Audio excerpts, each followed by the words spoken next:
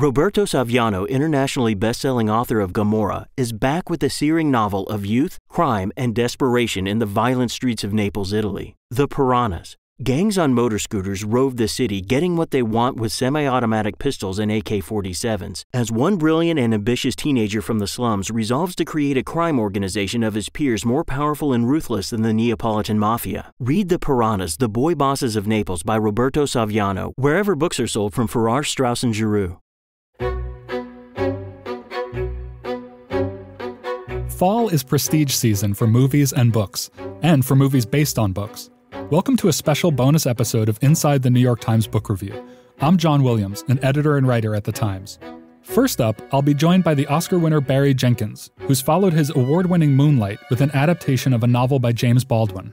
Meg Wolitzer will be here to discuss The Wife, based on her novel of the same name and starring Glenn Close and Jonathan Pryce. And lastly, we'll get the critic's perspective on the art of adapting for the screen from The Times' A.O. Scott and Dwight Garner. The writer-director Barry Jenkins became a household Hollywood name with Moonlight, which was nominated for 8 Oscars. It won 3 of them, including Best Picture and Best Adapted Screenplay, an award that Jenkins shared with his co-writer on the film, Terrell Alvin McCraney. Jenkins has now followed up that life-changing effort with If Beale Street Could Talk, his adaptation of a 1974 novel by James Baldwin. In the novel and in the film, Tish, a 19-year-old woman in Harlem, copes with the fact that her boyfriend, Fonnie, has been imprisoned for a violent crime that he didn't commit. Jenkins now joins me from Los Angeles to talk about the new project. Barry, thanks for joining us. Thanks for having me. I'd like to get into, obviously, adapting the book into the film, but first, I just want to ask you, I know you're a big reader, and I'm curious about the role that Baldwin has played in your life as a reader when you first read him and what he's meant to you throughout the years, not just as a filmmaker, but as a thinker and a reader. Yeah, I first encountered Baldwin as an undergrad. A friend, or actually a woman who I had been dating, kind of in the process of breaking up with me, recommended that I read James Baldwin, which I realize now was about her telling me I need to do some growing. And so I originally read The Fire Next Time and Giovanni's Room. Those were the first 2 books of his that I read. And I was just kind of blown away that someone who grew up the way he did, which I felt like was similar to the way I did, was thinking in the ways that he was thinking and took the time to commit it to the page. And I imagine, given that Baldwin is very prolific, that you read a lot after that. And then, and so I guess my next question would be, why this particular book to adapt of his work? I did go down the Baldwin rabbit hole, I should say. It was interesting because I was never assigned Baldwin to read as a student. It was kind of like independent study in a certain way. And in that independent study, I had just never gotten to If Beale Street Could Talk. It wasn't until the mid to late aughts that a friend recommended I read the book that I finally picked it up and read it. And I was just really surprised at the duality of story modes that Baldwin is working in this particular novel. It's a love story, a very sweeping, lush, very pure romance, but it's also what I would describe as a protest novel. And to see the duality between those two things, to me, it reflected the duality of Black life in a certain way. And I just fell in love with it. Did it feel somewhat more cinematic to you than some of his other work?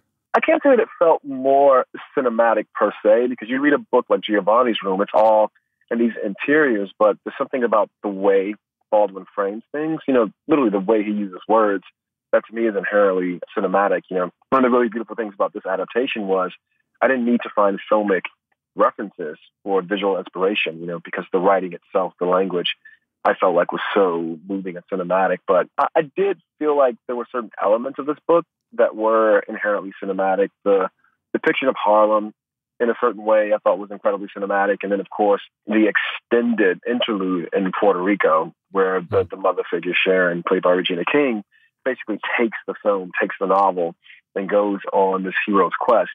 You're right, is inherently so cinematic. That scene in the movie, it really does sort of break things open so much. You're in this very closely observed New York milieu, and then you're suddenly in this totally different space. How was it to film that? Did you film it in order, or how did you approach that? It was the last thing that we filmed in the entire run of the shoot. Part of that was logistics. We went down to the Dominican Republic to film all those sequences. Everything else was shot in New York. And there was this, again, there's so many very tight environments. Fonnie's Bank Street Flat is appropriately, it's built on a soundstage, but it's built to scale. It's a very small chamber of a room. And then in the Rivers living room, you have, these two families. You have like 9 actors in a room, basically just unraveling just decades of angst and envy and tension. And so when we get to Puerto Rico, there's this great opening to the world that we're dealing with, while at the same time, the propulsion of the story is coalescing around this one character played by Regina King. So there's an opening and visually, but there's a closing emotionally, because it's focused on whether or not this one woman will accomplish this mission. The scene in Puerto Rico is sort of prefaced by one of a few moments in the movie where there's a sort of extended voiceover that's taken, more or less directly from the novel. And I wonder about that voiceover technique and whether that was from the beginning something that you imagined after reading the book, or whether you came to feel like it was a comfortable part of the movie once you started getting going on it. No, in reading the book, again, I felt like the language of Baldwin was so visual, was so moving, that even the very first line of the screenplay is a line of voiceover taken directly from the book. And, Angela Flournoy's piece. Yes, her profile of you that just ran in the New York Times Magazine. Yeah, her profile that just ran, she mentions this notebook that I have that was sent to me by Gloria Carifa Smart, Baldwin's sister. And it has basically this one page is like a sketch of Baldwin's thoughts on how to make the film. And then the other page is literally like the first page of the screenplay. And it also involves taking this interior monologue from the book and using it as voiceover. So from the very beginning, it felt like it was the only way the book could come into the world as an adaptation. But to double back and talk about the sequence with Regina King in Puerto Rico, there is this thing that needs to happen where, cinema is sound and image, and you need to take these words and as succinctly as possible, I like to say, translate them to visual imagery. And there's a lot going on in Puerto Rico, but for us, it all coalesced around this woman looking at herself and realizing that maybe, just maybe, she is not fully prepared to do what she has been tasked with doing. And Regina just opens up so many wells of vulnerability that I think all these things these characters have been debating and struggling towards, you kind of read them all in silence on this actress's face. To me, that's where adapting something really, really starts to sing. Yeah, and that's sort of an extraordinary moment in the movie that we couldn't fully, you just did a great job of talking about it, but you can't really fully capture in words. People will have to see it. Her performance just in that couple of minutes is really remarkable. Since you talked about the first page of the screenplay, or essentially the first page in that notebook that you got, I wanted to talk about the very opening of the movie, because obviously I don't want to spoil anything for people who haven't seen it or haven't read the book, but obviously the very beginning of the movie, it's hard to spoil. And you sort of start, you're very faithful to the book, which we'll talk about in a minute also. And in the beginning you are as well. And yet the book sort of starts immediately in jail. From the beginning that the main male character, Fonny, is in jail and his pregnant girlfriend is visiting him. And in the novel, you just sort of start there with her visiting him. And in the movie, you almost do that, but you spend maybe a minute, maybe not even that, sort of pre-jail. Could you talk about that decision and why you started that way? Yeah, I think it just was for me. Reading the book is one thing, and the film, it was always necessary to make the film its own thing. And it was just a question for myself of how I wanted to meet these two characters. Did I want to meet them as they were, as human beings, or did I want to meet them as a reflection of their circumstance? And to me, it was really important to establish who they were as humans first. Again, very succinctly, as succinctly as possible. And, it was one of those things that arose organically, because that scene of them walking in Riverside Park, it's not in the book. Even the dialogue, they say, "Are you ready for this?" I know them already, can't think of my whole life. It's not in the book. But I felt like in digesting the book and working on the adaptation, because I will say page 1 of the script was the last page I wrote, because I got through the whole process of doing the adaptation and then realized I want to meet them outside and beyond the circumstance first. And then we can very quickly introduce the audience to the circumstance. And for me, what a lot of that was about was I would grow up and see all these stories on the news of people who looked like me or who I actually knew or who were from my community. And you would always see them framed within the circumstance that they had either placed themselves into or they had been placed into. And you never got to see who they were outside or beyond or before that. And it was just really important to me to establish who these characters were and their relationship outside the circumstance of what has happened to Fonny. Yeah, and speaking of their circumstances, the Baldwin novel is obviously very timeless, as is the movie, and not just timeless, but very timely. There's a line in the book where he writes, "The calendars were full. It would take about 1,000 years to try all the people in the American prisons, but the Americans are optimistic and still hope for time." And I wonder if there was ever a moment where you even considered placing it in the present day to sort of show how little has changed. There was a thought. I mean, it was purely a thought based on production logistics. When you make any film that's a period piece, a lot of resources go towards making the period come alive, which means there are resources that can be placed elsewhere. So just with the logistical director-producer brain for a hot second, and then that hot second got burned up very quickly, because to me, the power was in allowing the film to take place in the time period it was set in and the time period it was written in, and yet see just how relevant so many of the issues in the film are to today. And I'll say, I was doing an interview with Stephan James, who plays Fonny, and he mentioned as one of the key figures of his research was Khalif Browder. And Khalif Browder is a guy who refused to accept a plea for something he did not do. And he sat in jail for 3 years for something he did not do. And he could have taken a plea, but he decided not to. And over those 3 years, it eroded so many things about his person. And that was within the last 3 years, And so it was very important. It became very important that the statement the film was going to make, in addition to being a love story and being a drama, was about how relevant, how much has changed, but how little things have actually progressed. It's always sort of lovely to recreate a period, and the film does, place you back there very strongly. Man, the hair and dresses and the music, some of that stuff, that's when, again, we have to make a movie and it's craft and all these things, but there's nothing wrong with just having a little bit of fun, and revisiting these places and times where our parents, were the age that we are now, or even younger. This is the first big screen English language adaptation of a Baldwin novel, which is both sort of hard to believe and also, I wonder if that felt like additional pressure to you. It did, but not pressure in the sense of don't mess this up. The pressure for me was in the fact that because that hadn't happened, and for so long, I'd say the last 25, 30 years, visual storytelling has been the dominant story form of mainstream culture, which to me meant there were going to be a lot of people who were meeting James Baldwin for the first time through this film, if we got it right. And as someone who loves James Baldwin's work and has always loved it, to be the person carrying his name to a wider audience, a mainstream audience, of course there's pressure there because I love the man, I love his work.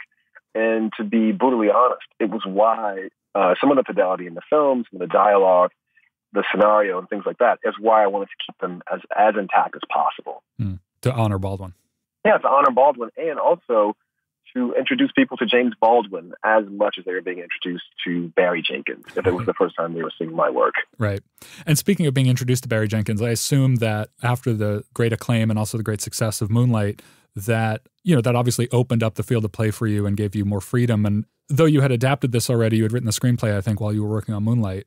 What was it that made you decide that this was the project to come next?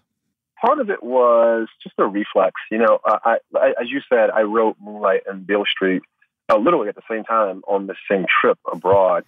They always feel like they went hand in hand, that they were companion pieces in a certain way. They both deal with these dynamics of Black family life.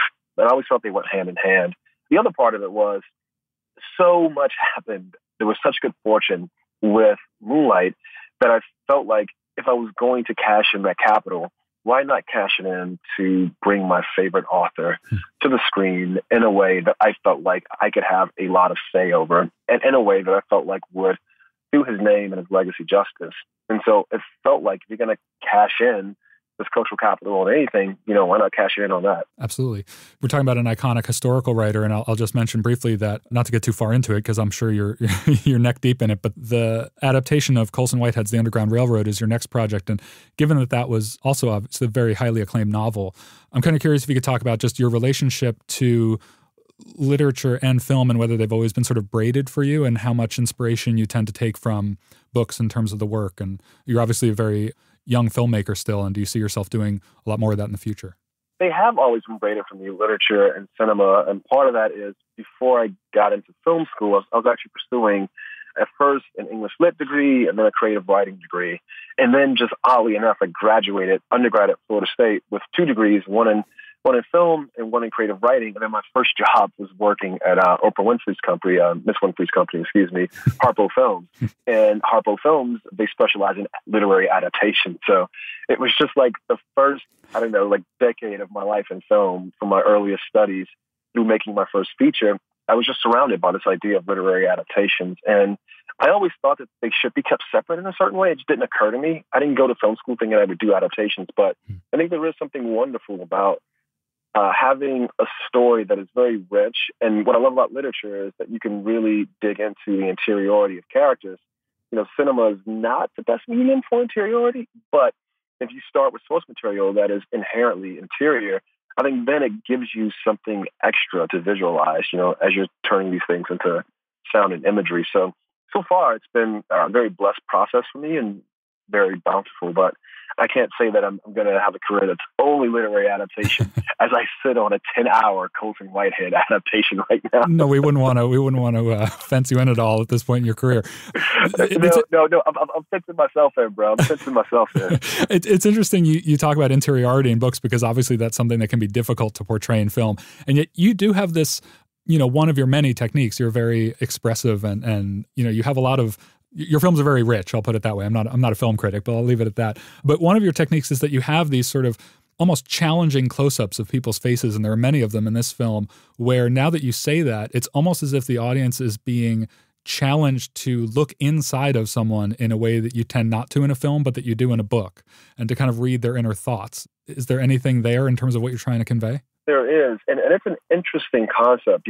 Again, I just keep going back to Angela's piece because it just ran, and it's very interesting. It's very odd to have something be so personal that you didn't write, something about you, which is, I guess, the very definition of a profile. But in my first feature, we didn't do any of those shots. And I remember working on Moonlight. There was a scene I was directing Naomi Harris, who was playing essentially a composite of my mom and Terrell McCraney's mom. And the reason why we did the shot, it wasn't planned, is exactly for the reason you're saying. I just felt like it wasn't intimate enough, because I knew exactly what it felt like to be Chiron in that moment. And I knew the audience wasn't getting that feeling. And it felt like the most immediate way to do that was to have Chiron and Paula look, or Naomi Harris and Ashton Sanders look directly at the audience. And you're right. It's not that it's meant to be confrontational, but it is to remove the audience's ability to evade the emotions that the characters are feeling. And there was something about it, because it came from an organic place. I felt something I knew the audience wasn't feeling, that now, I don't know, it just works for us, and it's never planned. Yeah. And this film in Beale Street, it's very surprising. Other than Regina King as Sharon in Puerto Rico, all the others are not planned. And even I, working on the film, it surprises me what the actors reveal in those moments, because it's out of my control. Baldwin's novel is very emotional, and I think those close-ups help convey that on film, and hopefully listeners will go see that for themselves. Barry, I just want to thank you for taking time to join me today. Thanks for having me.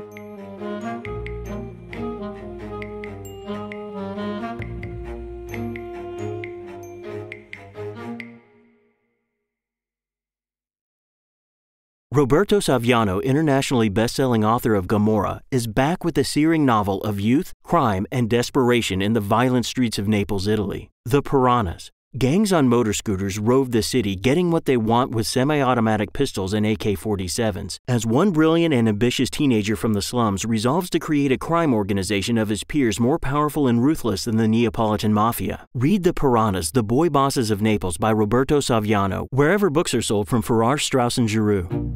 So here's a request for our listeners. I get lots of feedback from you, some complaints, lots of kind words. Really appreciate it. You can always reach me directly at books@nytimes.com. I will write back. But you can also, if you feel moved to do so, review us on any platform where you download the podcast, whether that's iTunes or Stitcher or Google Play or somewhere else. Please feel free to review us and, of course, email us at any time.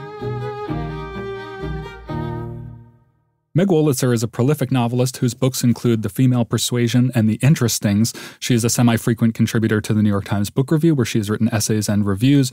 And her 2003 novel, The Wife, has recently been turned into a feature film starring Glenn Close and Jonathan Pryce. And Meg is here to talk to me about the process of that movie coming into being. Hi, Meg. Hi. We're going to artfully avoid spoilers in this conversation, but maybe for people who aren't familiar with the novel or the book, just a quick summary of the plot and what the book is about. The book is about the wife of a famous male novelist who has won a big international prize. Well, I've made up the prize in the book. It's a little different in the film. Yes, we'll get to that.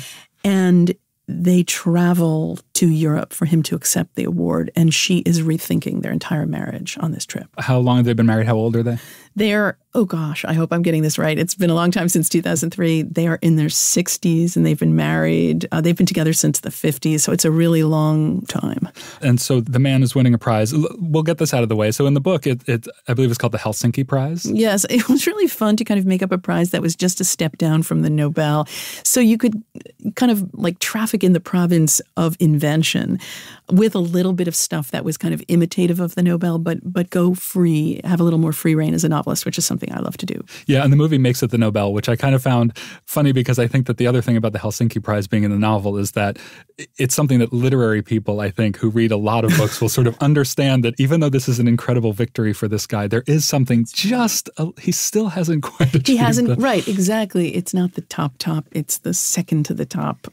That was fun for me, but no, when you have an adaptation, things do change, obviously. Let's talk about that a little bit. So you've had other books adapted into movies and TV shows, although this is the first feature film in a while. And so I'm curious about the process of when the book is optioned or bought and how involved you are in that process from the beginning.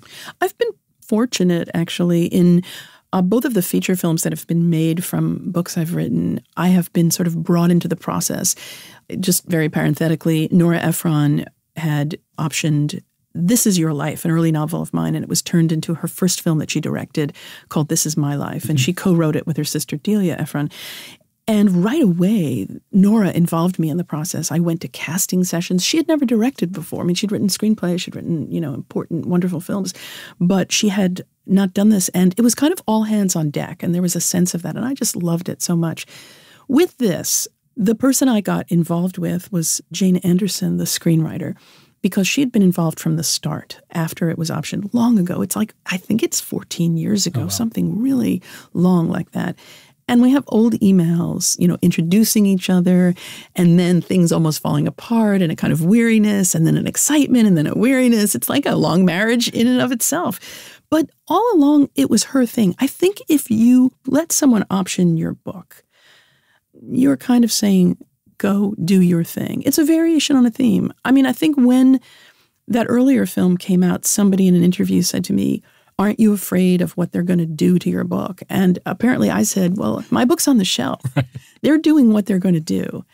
But Jane did show me drafts, and I tried to be very, very light with my responses. It's her thing. She has an idea. She has a vision. It's kind of like a wonderful game of like a relay race in a way, in which you pass the thing to the other artist, and the other artist does something else with it. And you probably had some confidence. She had done other literary adaptations. She wrote some of the Elizabeth Strout's Olive Kitteridge. Yeah, she won the Emmy for Olive Kitteridge for that miniseries. Yeah, but part of that question is, so you don't feel any particular drive to write for the screen yourself. You feel like that's their... You don't mind consulting. I've done some things, nothing that's been produced, but I don't feel at this point like I would ever really want to do my own work for the screen.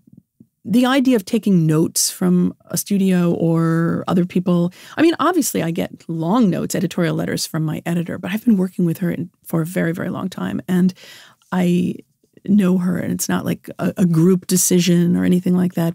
And also, if you have a good experience with a novel, which once in a while you can have, I've heard tell. No, I have really.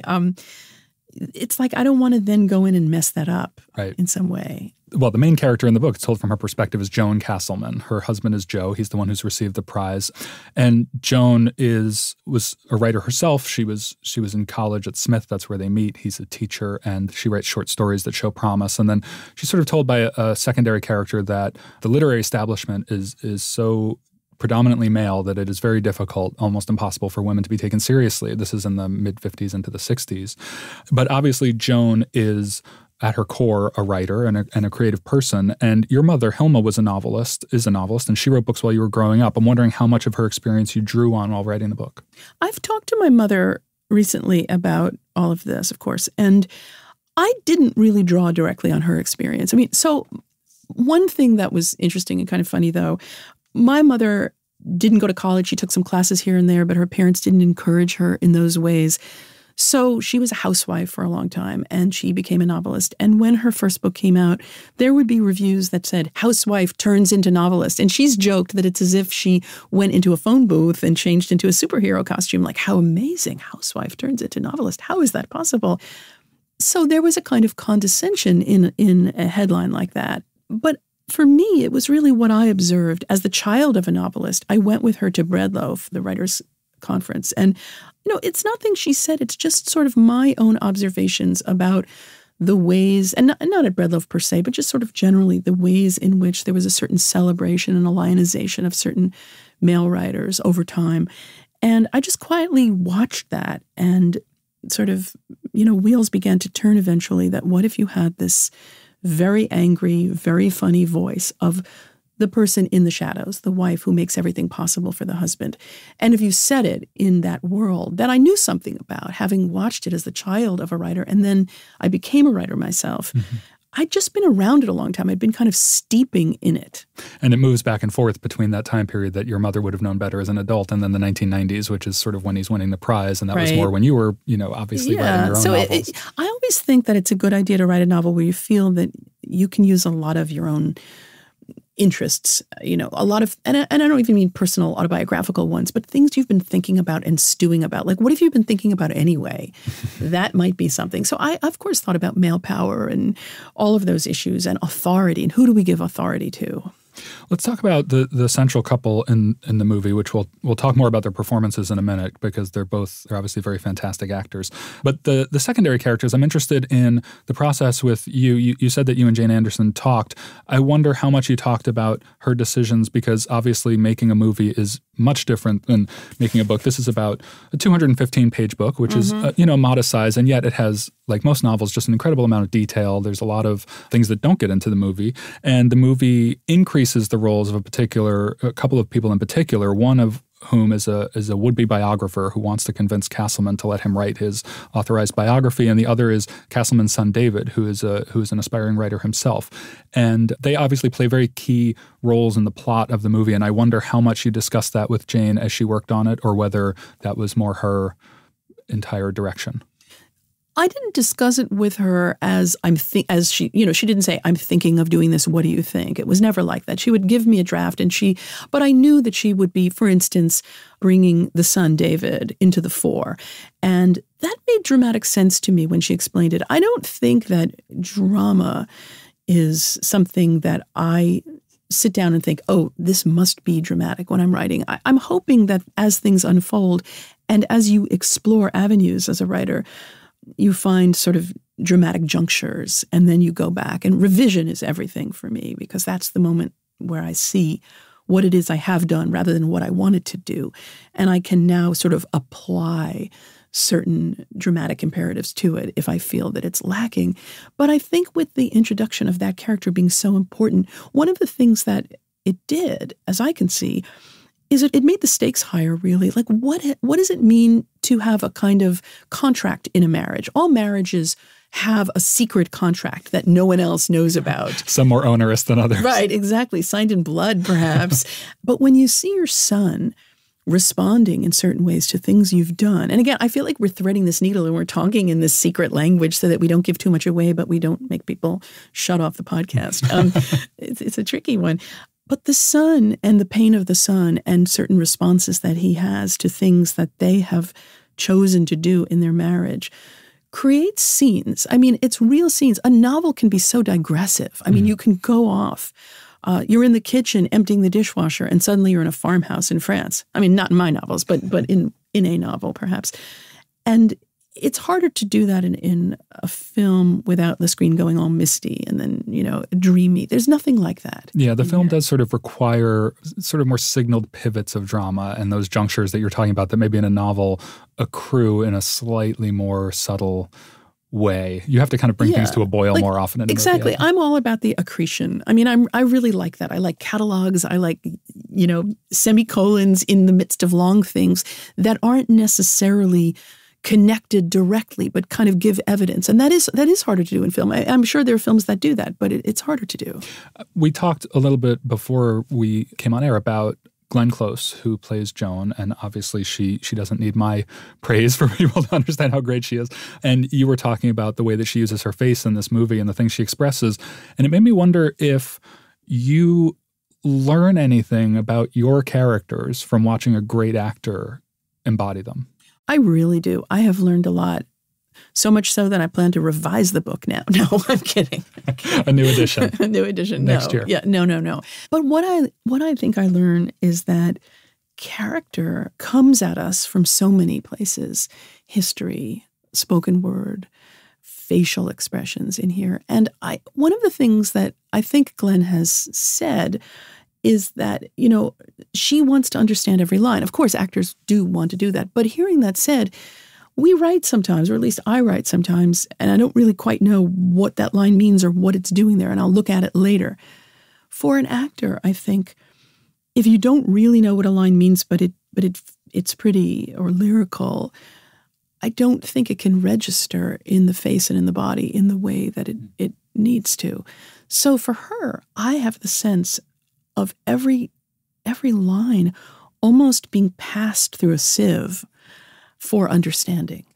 And as a result, there are these amazing, almost like slightly muscle-related changes in the face. And can you see that too? Oh, absolutely. Yeah. There were 3 or 4 scenes just off the top of my head that I can think of where her face did something and I just learned what felt like 3 or 4 pages of text about this character that you would have to write. I went to a performing arts camp, and that experience led to the novel The Interestings to some degree. And I was very, very bad. And every play that I was in, I used what I have called my Katharine Hepburn voice. Mother, where are you? Where are you? Like it could be a Neil Simon play. It didn't matter.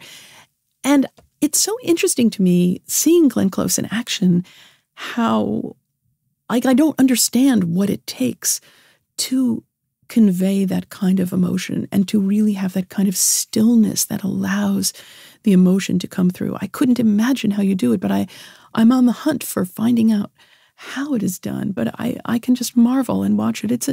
It's very complicated. I think for her, and it's full of thought, as it would be, I think, for all good actors. You might have to go back to arts camp some summer and apply what you've learned. After I rewrite this novel, I'm going to go back to arts camp. I'm going to just relive and redo everything I've ever done. Well, now that you've had the sort of tangential tutelage of Glenn Close, I'd say that's a pretty good arts camp in and of itself. I don't know if she'd consider it tutelage, but watching the performance, I was incredibly moved because, look, I did what I did and there was this raw material, but she doesn't take that. She then takes the screenplay, which is, so it's like different generations removed, like the way people used to talk about being an analysis with Freud. That one was analyzed by the one who was analyzed by the one who was analyzed. It's like that. But there's such a beauty around that to me because somebody said, and I never remember who, what we remember of the novels we love isn't plot, but character. And I think this is a character film, and I think it's a character novel. It's about a marriage as much as it's about those other things that I mentioned, like, male authority. I mean, there's a line, it might or might not be Robert Louis Stevenson, marriage is a long conversation. And I think this is like that. This is about the conversation of a husband and wife who've made their peace, except not really, with a way of life and a way of being. And it's now being revisited. They've made a fragile peace. Speaking of male authority, I want to talk about Joe for one more minute and quote something from the book. Actually, he says to Joan at one point, and this is early on in their relationship, and this is actually soon after she's been told that it's difficult for women and that she really shouldn't even try. This sort of female novelist tells her not to bother. And Joe says to Joan, "Personally, I have trouble writing about women authentically. It all comes out sounding like men talking. A bad ventriloquist's act where you see the guy's mouth moving the whole time."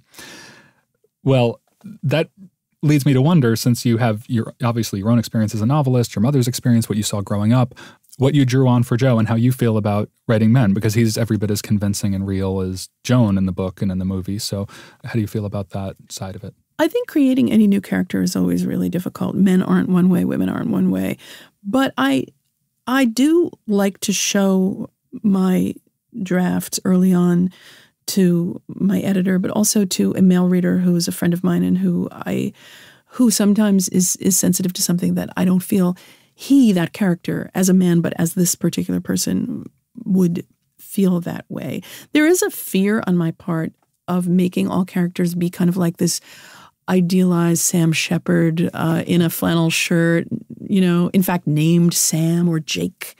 Like this sort of... Smoking a Marlboro by a campfire. Yeah, but being gentle. There's just this sense of gentle but rough, like a little sandpapery. I don't want to do that. I don't want to have characters feel like some theoretical idea of what a man is. I think what Joe says about writing women, I mean, we've seen that in novelists where there is a certain attention to a woman's own sense of her body in a way that I've sometimes felt, well, I don't know if a woman would look at her body in that way. I feel the man looking through the window trying to understand how a woman feels about herself. And then there's always that moment where you lose the magic, you lose the power. And they maybe didn't run it by a woman reader that they trusted. No, not that he, my friend, is every man, and right. You shouldn't have to do that. But I think that there would be blind spots, certainly. And as the mother of two sons, I've certainly, learned about certain things about raising boys, but again, about raising these boys, just the way one raises one's own characters in a book. It's been great talking about movies on this episode, but this is the book review podcast or an offshoot of it. And so I wanted to close with a question about the literary world, because you wrote an essay that is still widely distributed and talked about, I think it was in 2012 at this, which is scary, called The Second Shelf. And it was about many of these issues that we're talking about that are embedded in this book and in the film about women's ambition and creativity and the way that those things are treated in the wider culture and by the gatekeepers. And in that essay, you wrote something about the way that the gatekeepers discuss things. And then you said, no wonder that when we talk about today's leading novelists, the ones who generate heat and conversation and are read by both men and women, we are talking mostly about men. And I wonder, even though it was only 6 years ago, if you've seen any change for the better or for the worse in that sentiment and what you see on the literary landscape in terms of how we treat gender. It's heartening that Jesmyn Ward has won the National Book Award twice. But you can definitely see things that are heartening, without a doubt. But we're still asking some of the same questions, which is really depressing, right? And Lauren Groff had this wonderful quote, and I'm going to butcher it, I'm sure, but she was asked by, maybe it was the Harvard Advocate, maybe not, how do you balance work and family? Right. And she said something like, I'll paraphrase it for you. The first time I see you ask a man this question, I'll answer it, or something along exactly. those lines. I must respectfully decline to answer this question until you ask the same question of men. So in some senses, we have these retro moments, and look at the moment that we're in the country and in the culture. Until it's not special that journals have 50% representation, until it's not, until they don't get extra credit for it, we're still dealing with these things, and they are still very present in our lives. Well, and they are, in their way, very present in this novel and in this movie, although in fictionalized and very interesting, entertaining, and moving ways. Thanks for being here, Meg. Oh, thanks for having me.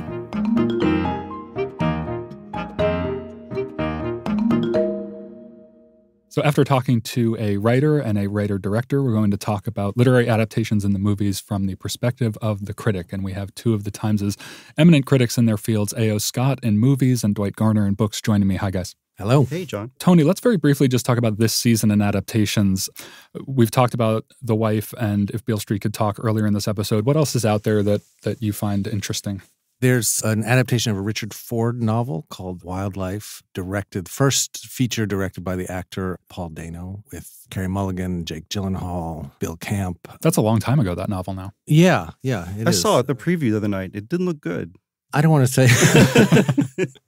it's not good, but I think it in a way, not to segue too quickly into the arguments of our conversation. It's an example of some of the problems of literary adaptations, which is that it's very, very scrupulous, very dutiful, very faithful to the book, and not quite fully achieved as a movie in its own right. Well, Paul Dano is a very young guy, and you can see him, if he's a Richard Ford fan, I could imagine being a bit cowed by turning And one he's of his books terrific. into a Yes, movie. yes. You know? No, he's a terrific actor, and he is, or he will be, potentially a very good filmmaker. There's also an adaptation of kind of two books in one, which is sort of interesting. A movie called Beautiful Boy, which is based not on fiction, but on two memoirs by David and Nick Sheff, father and son. Both of the books, one called Beautiful Boy, the other called Tweak, dealing with Nick Sheff's meth addiction. And the movie, which stars Steve Carell and Timothée Chalamet, tries to interweave the two perspectives of those books. The father trying to figure out what has happened to his beloved son,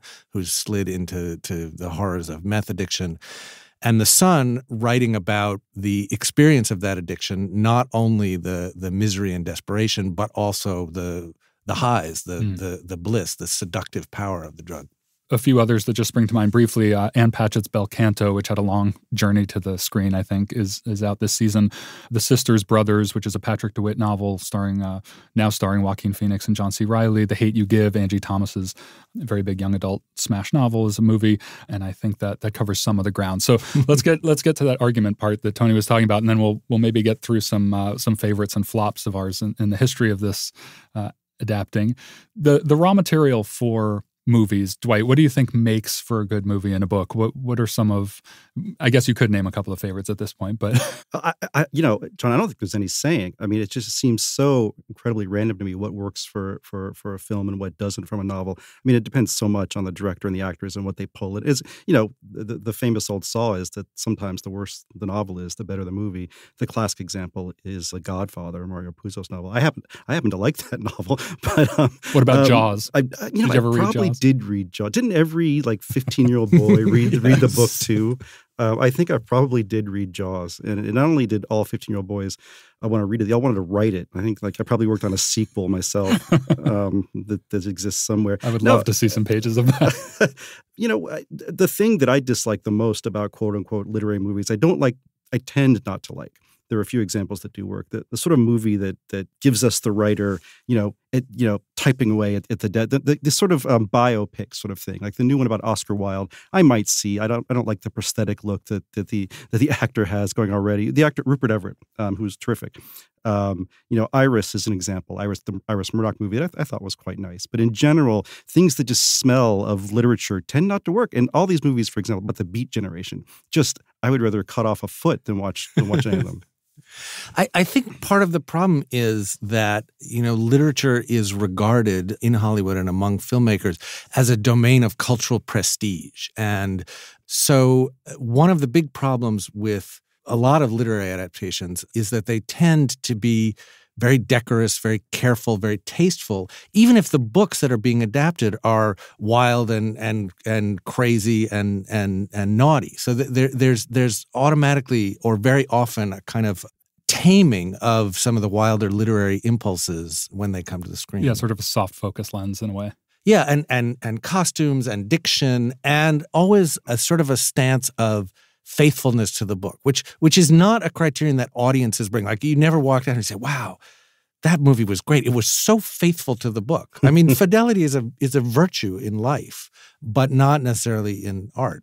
As I was thinking about this conversation, I was surprised by how few books and movies I've seen in combination. I've seen a lot of movies that were adapted from books, and I've read a lot of books that were made into movies, but I haven't done a lot of both. Well, there's, my wife, for example, almost refuses across the board to see a movie of a book that she's loved. She needs to keep the original images in her head, so she just won't see a lot of things, and I have to drag her once in a while. It doesn't bother me, but it bothers a lot. She does. Many people, she's one of them, doesn't even like to see an author's photograph on the back of a book. Even that encroaches. Wow. So some people need isolation. I wonder if shorter literary material makes for better movies. I'm thinking of Brokeback Mountain, which was based on an Annie Proulx short story, and I think The Birds was based on a short story, and Shawshank Redemption on a novella. And some of the bigger books, like, say, Cloud Atlas, just become so unwieldy. But also, there's also the problem, and Cloud Atlas is a great example of literalness. That book is this amazing literary performance by David Mitchell of these kind of nested books, each one in a different voice, in a different genre, with a different kind of mood and vocabulary, all interconnected in this ingenious nested way. And also full of metaphor and wordplay and all of these very literary things. And when the Wachowskis brought it to the screen with great ardor and affection and sincerity, just the literalness of the film image almost defeated it. Yeah, some of the more outlandish things that in the book don't That read. was one of those Tom Hanks weird hair movies. That's exactly what I'm which is thinking. a genre I didn't know unto that was a itself. genre. Oh, yes. The Da Vinci Code is another. The Tom Hanks weird hair book adaptation may be a genre we've just now isolated. Could curate a small festival, Tony.